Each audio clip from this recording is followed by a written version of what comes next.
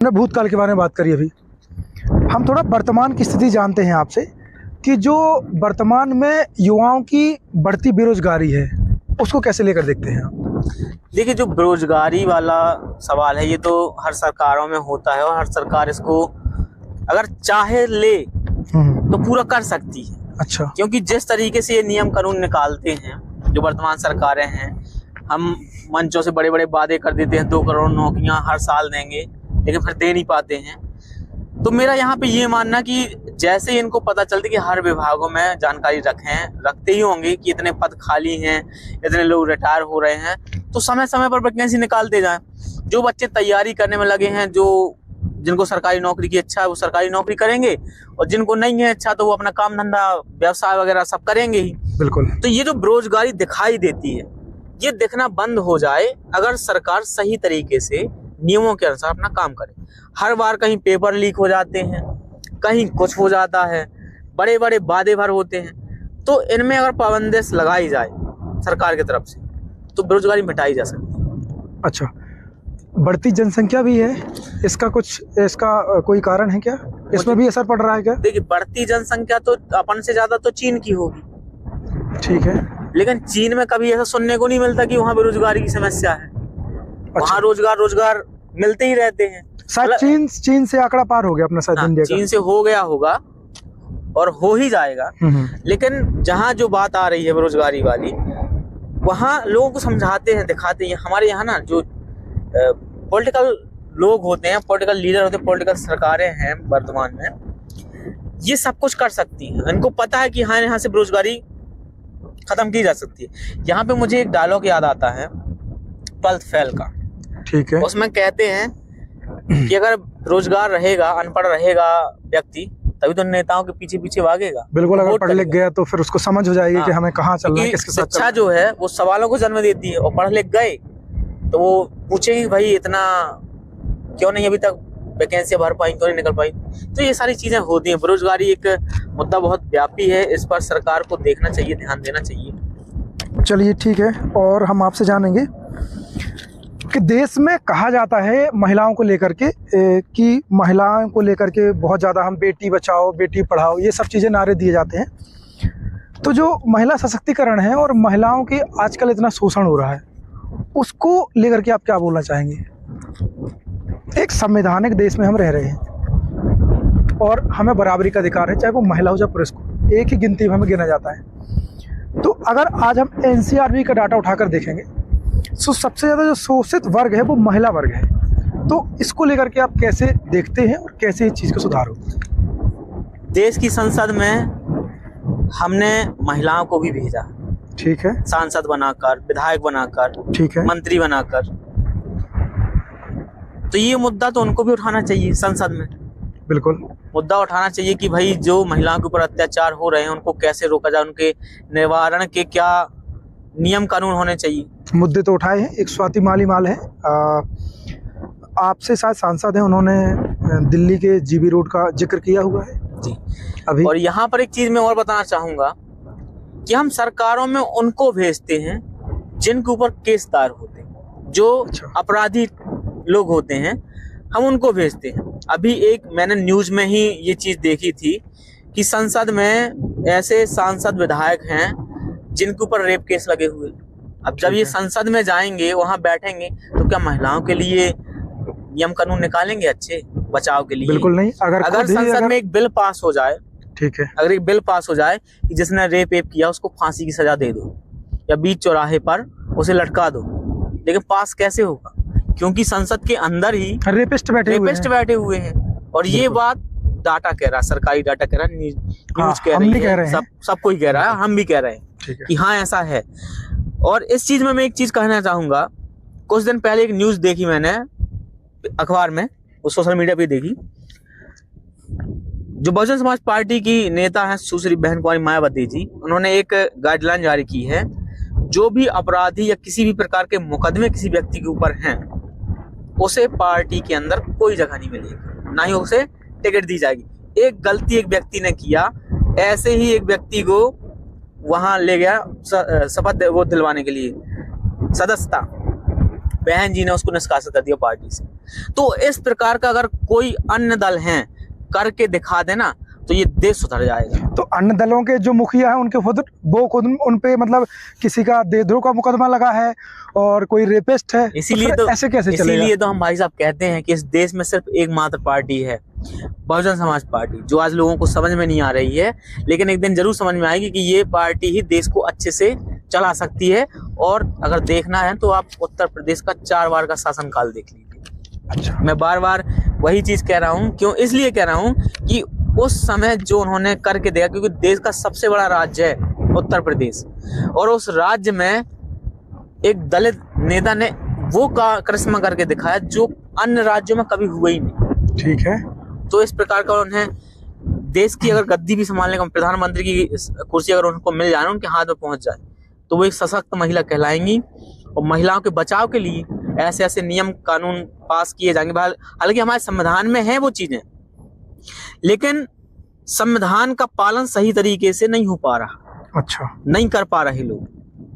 जैसे कई बार सुना है मैंने और देखा भी है कि जैसे बहन जी हैं, अधिकतर उनको कहा जाता है कि एक वो दलित नेता है। तो ये जो टैग है दलित नेता का, इसको कैसे देखते हैं? ये क्यों हर बार दिया जाता है? अगर कोई भी इंसान निकल के आता है, जैसे आप ही हैं, अगर आप अपने विधानसभा में कोई चीज़ कर रहे हैं, अच्छी चीज़ कर रहे हैं या आवाज़ उठा रहे हैं, तो एक आपको एक टैग दिया जाएगा कि ये तो दलित है, दलित नेता है। यार, अगर बहन श्री मायावती मुख्यमंत्री बनी थी या फिर आगे चल करके प्रधानमंत्री बनेगी, तो वो तो सबके लिए बनेगी, बिल्कुल, और हर वर्ग के लिए बनेगी। तो ऐसा ये टैग कहाँ से आया और कैसे देखते हैं इस चीज़ को आप? ये जो टैग दिया गया है, ये विरोधी पार्टियों की तरफ से दिया गया है। ठीक है। वो इसलिए ताकि उनका दायरा सीमित हो जाए। तो क्या जब वो सीएम थी तो क्या दलितों के लिए बस किया होगा उन्होंने काम? वही चीज मैं आपको बता रहा हूँ कि उन्होंने तो, और उनकी पार्टी की अब गाइडलाइन भी चेंज हो गई है। अच्छा। और वो हमेशा अपने शब्दों में एक चीज आप गौर करके सुनिएगा, वो कहती हैं दलित शोषित समाज के साथ साथ जो अन्य समाज के गरीब वर्ग के लोग हैं, सबके लिए हम काम करेंगे, और सबके लिए काम किया है। ठीक है। उन्होंने जो सरकारी जमीनें होती हैं, उन्होंने गरीब ब्राह्मणों को भी दी हैं, गरीब ठाकुरों को भी दी हैं, और गरीब SC ST OBC के लोग हैं ही हैं। लेकिन वो पहले प्राथमिकता देती हैं अपने समाज को, क्योंकि वो दलित वर्ग से आती हैं। तो अगर वो पहले प्राथमिकता उस समाज को देती हैं तो क्या गलत है इसमें? बिल्कुल गलत नहीं है, और देना भी चाहिए भाई। जो समाज सदियों से उस चीज से वंचित रहा हो, अधिकारों से वंचित रहा हो, तो उन्हें तो वो अधिकार मिलने चाहिए। लेकिन उन्होंने ऐसा बिल्कुल भेदभाव नहीं किया। उन्होंने हर समाज के लिए, सर्व समाज के लिए काम किया है, और आज वो सर्व समाज के नेता है। ये हर जनता को मान लेना चाहिए। उन्हें किसी भी प्रकार से उनसे भेदभाव नहीं करना चाहिए। क्यों? क्योंकि देखिए, अगर उन्होंने हॉस्पिटलाइजेशन किया है या फिर यूनिवर्सिटी जैसी चीज़ें बनाई हैं, तो यार उसमें सभी लोगों के बच्चे पढ़ते होंगे, चाहे वो SC हो, चाहे ST हो, चाहे जनरल हो, चाहे OBC, कोई भी। तो ये जो मानसिकता लोगों की है, तो एक बार अपने आप से पूछ कर देखो, या फिर लोगों से पूछ कर देखो, या खुद से समझो कि जिस यूनिवर्सिटी में हम जा रहे हैं, ग्रेटर नोएडा जैसे एक बहुत बड़े शहर का उन्होंने निर्माण करवाया था। बिल्कुल। और जहाँ तक मैं गया हूँ वहाँ पे, सर, मैंने भी देखा है, आपने जिक्र किया कि उन्होंने उस टाइम पे काम किया था, तो मैं ग्रेटर नोएडा गया था, तो आप भी कभी जाकर देखिए, वहाँ पर जैसे हम कॉलोनियों की जो सड़कें होती हैं वो 60 फुटा हैं। एक 60 फुटा बहुत बड़ी सड़क हो जाती है, एक कॉलोनी की बता रहा हूँ मैं। एक सिस्टमेटिक तरीके से उन्होंने उस कॉलोनी का निर्माण, कॉलोनी के पूरे शहर का निर्माण किया। तो मैं तो देख के आया हूँ। तो ये जो टैग है ये ना दें, और हमेशा समझें कि ये सबके लिए है। चलिए, बात करके सर आपसे अच्छा लगा, और भी आपसे कुछ चीज़ें जानेंगे। मैं आपसे पूछना चाहूँगा कि जो ग्रामीण और शहरी विकास के बीच संतुलन कैसे बनाया जाए? जैसे कई बार हम शहर जाते हैं तो वहाँ के बच्चों से मिलते हैं, और जब हम कई बार देहात जाते हैं, ग्रामीण जाते हैं, तो वहाँ के बच्चों से मिलते हैं, तो एक डिस्टेंस समझ में आता है। तो उसको कैसे मेंटेन किया जाए? क्या तरीका है उसका? शहरी क्षेत्रों में और ग्रामीण क्षेत्रों में जो सुविधाएं नहीं पहुंच पा रही है ना जी, अगर वो सुविधाएं पहुंचा दी जाएं, ठीक है, तो ग्रामीणों का भी विकास शहरों जैसा हो जाएगा। देखिए कैसे गांव में सड़कें कब पहुंची, जब सारे लोग शहर पहुंच गए, पलायन कर चुके। ठीक है। तो इससे क्या होगा? ये करने वाले कौन भाई? देश का शासन जो चला रहे हैं वो देश का मुखिया या देश का राजा कहलाता है। ठीक है। और ये राजा की प्रजा होती है, इस प्रजा को तो परेशान होना ही नहीं चाहिए। बिल्कुल। इनको हर जगह पे हर समय पर देखना चाहिए। लेकिन जो सत्ताधारी लोग बैठ जाते हैं अपने घर बनाने में, अपनी जेबें भरने में, अपनी 7 पीढ़ियों के लिए साम्राज्य इकट्ठा करने में, पैसा इकट्ठा करने में, अगर ये लोग गांव की तरफ थोड़ा सा देखें, क्योंकि देश की आधी आबादी गांव में रहती है और गांव में रहने वाले लोग ही इस देश को चला रहे हैं। क्योंकि जो खेती बाड़ी होती है ये गांव से होती है। ठीक है। गांव के बच्चे ही पहले अशिक्षा के कारण निकल नहीं पाते थे। आज गांव-गांव में योजनाएं चली कि पास में ही स्कूल होना चाहिए, वहाँ के बच्चों को वहाँ पढ़ाया जाना चाहिए। लेकिन जो गरीबी स्थिति है, जो गरीब परिवार के लोग हैं, वो पढ़ ही नहीं पाते हैं, वो इस प्रकार से नहीं पढ़ पाते हैं। जो मजदूरी करने वाले इंसान है उसका भरण पोषण हो रहा है शहर में, और उसका जो बच्चा है वो भी साथ में जा रहा है। अब शहर में जाने के बाद उस बच्चे की पढ़ाई नहीं होने वाली। बिल्कुल। मतलब ये जो पलायन करके लोग जा रहे हैं, अगर हम इनका पलायन रोक दें तो बहुत सारी चीजों में बदलाव हो सकता है। ठीक है। एक तो रोजगार, हाँ, रोजगार के चल रही हैं, रोजगार की योजनाएं चल रही हैं, लेकिन योजना किस में चल रही है? कागजों में। मनरेगा चल रहा था, मनरेगा कागजों में चल रहा है। जो काम होते थे गांव में वो मशीनों के द्वारा करवाए जा रहे हैं, और उन गरीबों को या उन मजदूरों को पैसे दे जाते हैं जो उनकी साठगांठ बंधी रहती है। मतलब सिस्टम सही तरीके से काम कर ही नहीं रहा। मतलब सिस्टम ही ऊपर से पूरा बिगड़ा हुआ है। और चीजें ये है कि गांव के बच्चों के लिए बहुत सुविधा पहुंचाए, जैसे शिक्षा के लिए सिर्फ स्कूलें ही नहीं, उनके लिए पुस्तकालय की व्यवस्था। आज डिजिटल का जमाना है, इंटरनेट का जमाना है, तो उनके लिए एक डिजिटल बोर्ड वगैरह ऐसा कुछ देना चाहिए बच्चों को पढ़ने के लिए। जो आजकल मैंने देखा है कि प्राइवेट स्कूलों में ये चीजें पाई जाती है। तो ये सरकारी बच्चों के, गरीब बच्चों के पास भी हो तो वो इसको मात दे सकते हैं। ये जो दुनिया बन गई है ना, आज अमीर और अमीर होता जा रहा है, गरीब और गरीब इसलिए होता जा रहा है। देखिए, सरकार फ्री में बांटने में लगी है सब कुछ। ठीक है। क्या फ्री में बांट रही है? 5 किलो राशन। भाई, आपकी 80 करोड़ जनसंख्या 5 किलो राशन पर निर्भर है। बंद कर दोगे तो क्या करेगी? अगर सरकार ये राशन बंद कर दे तो क्या करेगी जनता? इनको फ्री पैसे हर महीने दिए जा रहे हैं लाडली बहना योजना की। और वो पैसे किसके दिए जा रहे हैं? जो स्कॉलरशिप बच्चों को मिलती है, ठीक है, या कर्मचारियों को जो वेतन मिलती है, उन वेतन उनकी होल्ड लगा करके इनको पैसे दिए जा रहे हैं। इसलिए ताकि सरकारों का प्रचार प्रसार हो सके। ये सरकार आएगी तो लाडली बहना को इतना मिलेगा, वो सरकार आएगी तो ये मिलेगा, जबकि ये होना नहीं चाहिए। ये लालच देकर के सरकार में आते हैं। तो जनता को भी समझना चाहिए कि यार हम गलती क्या कर रहे हैं। हमें जो आज फ्री में दे रहा है वो ले भी तो रहा है। रिचार्ज देखिए, मोबाइल का रिचार्ज आज 400 से नीचे कोई अनलिमिटेड रिचार्ज नहीं हो रहा। सबकी मनसा ये होता है कि हमारा मोबाइल अनलिमिटेड चलना चाहिए। रिचार्ज 400 का, तेल 150 180 रुपए का किलो, पेट्रोल 100 रुपए से ऊपर, खाने की चीजें वो भी महंगी, कॉफी किताबें वो भी महंगी, सब में टैक्स लगा रहे हैं, सब में जीएसटी टैक्स लगा के और एक्स्ट्रा टैक्स लगा के सब महंगा कर रहे हैं, हर चीज को महंगा कर रहे हैं। तो गरीब कहाँ से आगे बढ़ पाएगा? चलिए, हाल ही में हम वर्तमान की बातें कर ही रहे हैं, तो हाल ही में एक क्षेत्र है अमानगंज क्षेत्र। अमानगंज क्षेत्र के पास एक मडला में चल रही एक आदिवासी आंदोलन को आप कैसे देखते हैं? जो उनका जो टैग है कि हम जल जंगल जमीन को हम बचाने का प्रयास कर रहे हैं, तो आप उस चीज़ को कैसे देखते हैं, उस आंदोलन को? अमानगंज के पास जो आपने बताई, यहाँ पर मडला के क्षेत्र के आसपास अमानगंज और वहीं आसपास क्षेत्र है। तो इस क्षेत्र में क्या चल रहा है कि कैन बेतवा लिंक परियोजना के तहत वहाँ के लोगों को मुआवजा देने की बात की गई थी सरकार के द्वारा। मुआवजा देगी उनको, या दूसरी जगह पलायन के लिए जगह जमीन देगी, तो अच्छी जमीन देगी। या तो हुआ यही कि वहाँ उन्होंने वो वादे नहीं निभाए। अच्छा। सरकार की तरफ से। तो वहाँ की जनता के पास कोई और संसाधन था ही नहीं उनके। अब जिसका आप घर छीन लेंगे फिर वो कहाँ रहेगा? और जो आज बात सरकार कहती है कि हम दे रहे हैं, ये देना जो है ना, ये जो सरकारी जमीन है ये हमारी है, ये जल जंगल जमीन हमारे हैं। आज हमसे ही छीन के हमको ही दिया जा रहा है। उसका ये जो सिस्टम बना दिया है इन्होंने, ये सिस्टम गलत बना हुआ है। अगर आजकल कहा जाता है अगर कोई आदिवासी अपनी जल जंगल जमीन के लिए लड़ाई की जाती है तो उसको नक्सली घोषित कर दिया जाता है, ऐसे सारी चीज़ें, ये ऐसे दलित को दलित का टैग दे दिया, ऐसे ही आदिवासियों को ये टैग क्यों मिल रहा है? ये चीज़ें क्यों मतलब आखिर कब तक वो आज़ादी के 76-77 साल बाद भी अगर वो वहीं के वहीं हैं, उसकी कोई सुनवाई नहीं हो रही। मैंने वीडियोस देखे बहुत सारे कि वो अर्थी पे लेटे हुए हैं। तो सर आप बताइए मुझे कि मतलब ये कब तक चलता रहेगा आखिरकार?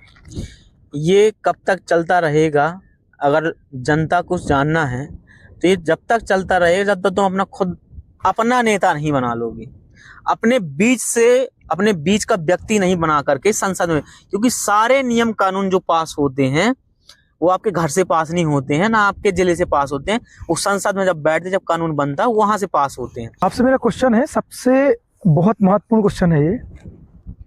आज के दौर में सोशल मीडिया का जो प्रभाव है वो बहुत तेजी से बढ़ रहा है, लेकिन इसमें जैसे आपने कुछ दिन पहले लिया था नाम, AI जैसे फीचर्स आ गए हैं, आर्टिफिशियल इंटेलिजेंट, इसमें फेक वीडियोज, प्रोपगेंडा, आजकल जो मूवी बनाई जा रही हैं उसमें भी प्रोपगेंडा, ये सब चीज़ें। तो इनको रोकने के लिए क्या करना चाहिए? कैसे ये चीज़ें रुकेंगी? क्योंकि AI से ऐसे वीडियो बन जाते हैं कि उस पर भरोसा करना ही एकदम मुश्किल हो जाता है, और रहता वो फेक है। देखिए, अभी भी AI इतना इंटेलिजेंट नहीं हो पाया कि इंसान की नज़रों से बच के जा सके। ठीक है। वो फर्क बता देता है कि कौन सी चीज़ AI से बनाई गई है और कौन सी चीज़ ओरिजिनल है। किसी भी चीज़ को देखने के बाद उस पर तुरंत भरोसा नहीं करना चाहिए। ठीक है, पहला पॉइंट। हाँ, उसकी जांच पड़ताल करनी चाहिए कि उस व्यक्ति ने क्या सच में ऐसा कहा है या नहीं कहा है, या जिस चीज़ के बारे में वो वीडियो वगैरह या जो भी फोटो वगैरह है ये सच में है ऐसा या नहीं। आपको जांच पड़ताल करने के बाद ही उस पर विश्वास करनी चाहिए।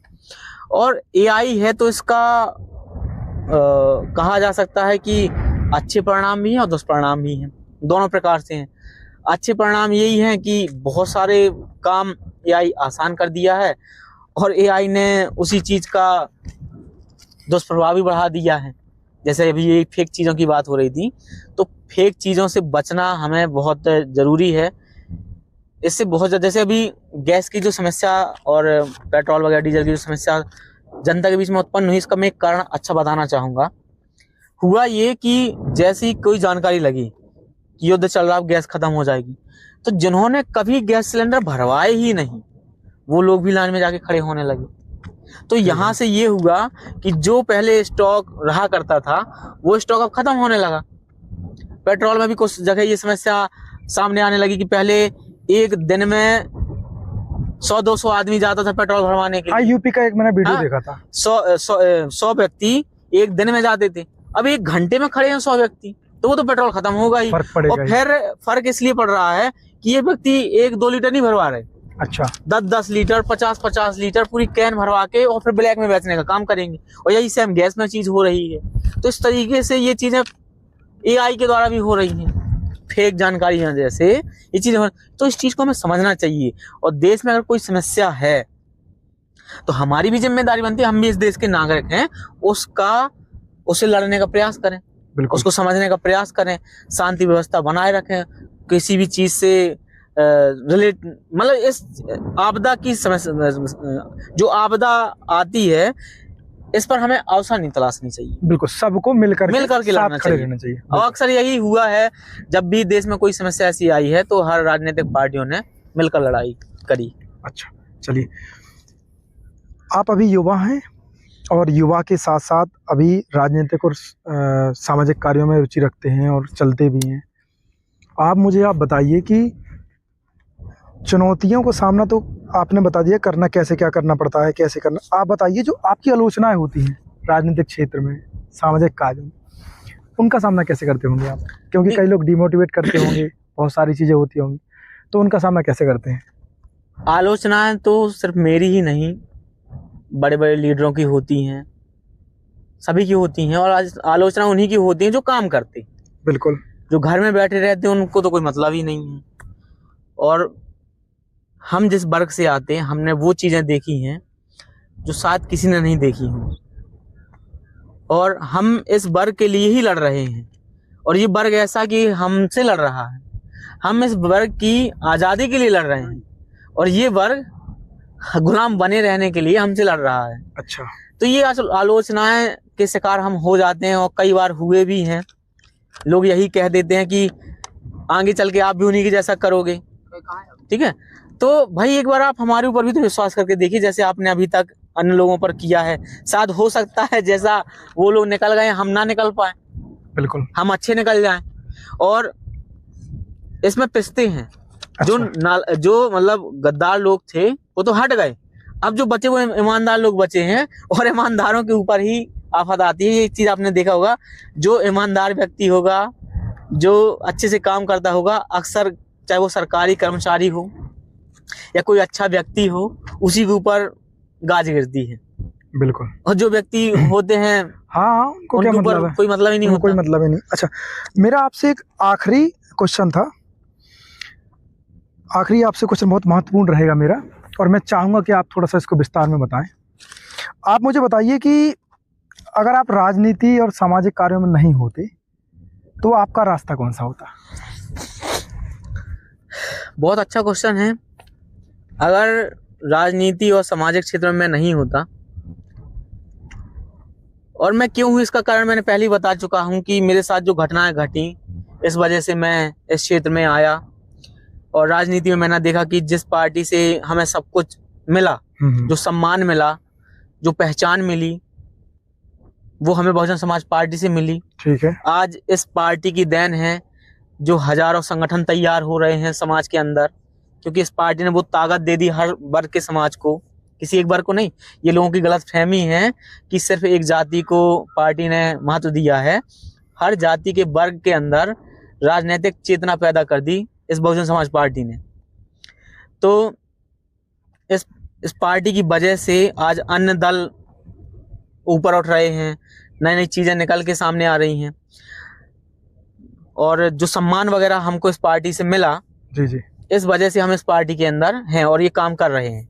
अगर हम ये चीज ना सोचें, नहीं, आप मान लीजिए, मैं आपसे ये कह रहा हूँ कि अगर आप राजनीति और सामाजिक कार्यों को छोड़ दो, आप नहीं करते, हाँ वही मैं बोल तो रहा आप हूँ क्या कि अगर हम ये चीज ना सोचें जी, कि मुझे राजनीति नहीं करनी है, मुझे समाज सेवा नहीं करनी है, तो वही मैं पढ़ाई लिखाई करके कोई अच्छी सी नौकरी करता।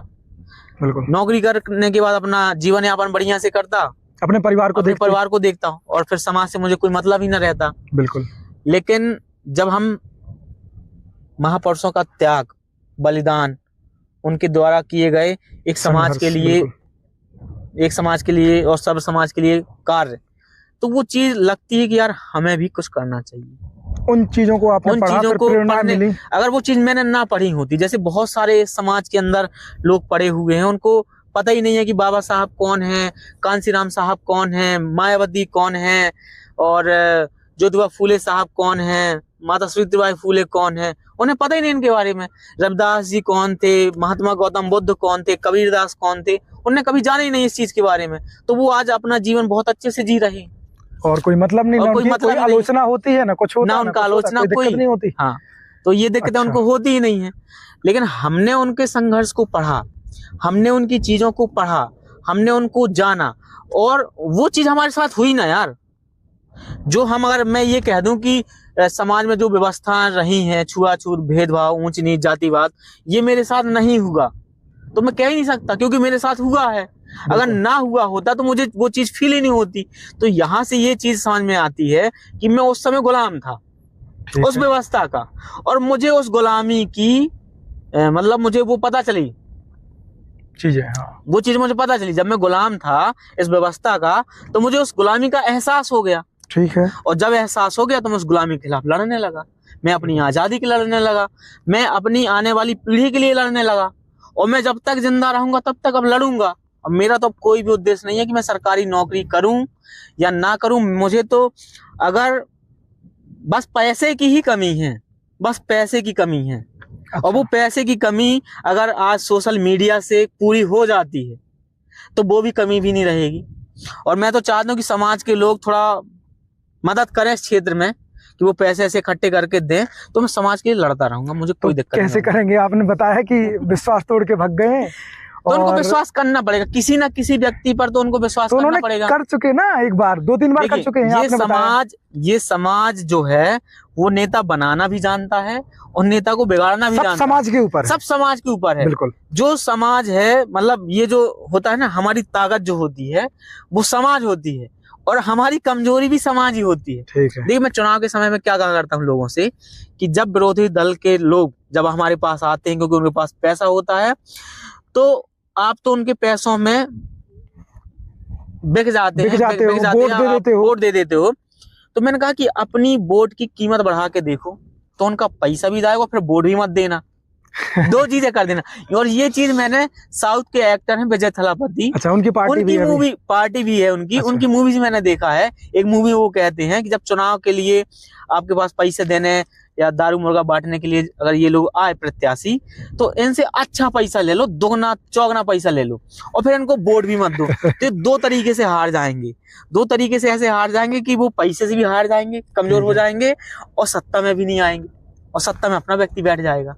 तो ये चीजें अगर जनता करने लगे ना, तो ये मान के चलिए कि देश में सुधार हो जाएगा। और सर जनता को भी ये सोचना चाहिए कि जो हमें पैसे से खरीद रहा है वो हमारे लिए क्या ही करेगा। ये सही बात है ना, जनता को सोचना चाहिए। आज जो हमें पैसे दे रहा है, जो आज हमें लाभ दे रहा है, योजना बना के फ्री में पैसा बांट रहा है, तो वो हमसे लेगा भी। ये चीज भी जनता को समझना चाहिए। सबसे ज्यादा जरूरी है जनता की सोच। और जनता जिस दिन जागेगी, जनता जाग रही है। आप जितने लोग भी वीडियो देखेंगे, कुछ ना कुछ तो सोचेंगे भाई हाँ हमें ये चीज नहीं करनी चाहिए, साथ इसकी बात मान लेनी चाहिए।